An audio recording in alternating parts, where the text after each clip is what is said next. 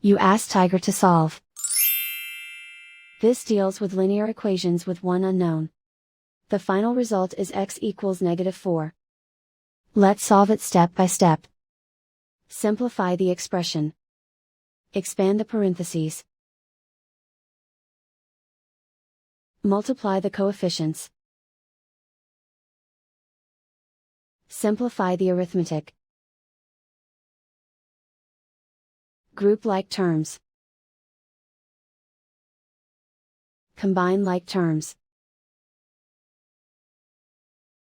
Group all constants on the right side of the equation. Add 12 to both sides. Simplify the arithmetic.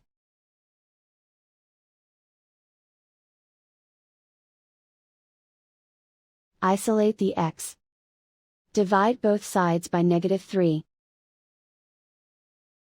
Cancel out the negatives. Simplify the fraction. Move the negative sign from the denominator to the numerator. Find the greatest common factor of the numerator and denominator. Factor out and cancel the greatest common factor. And so the final result is x equals -4.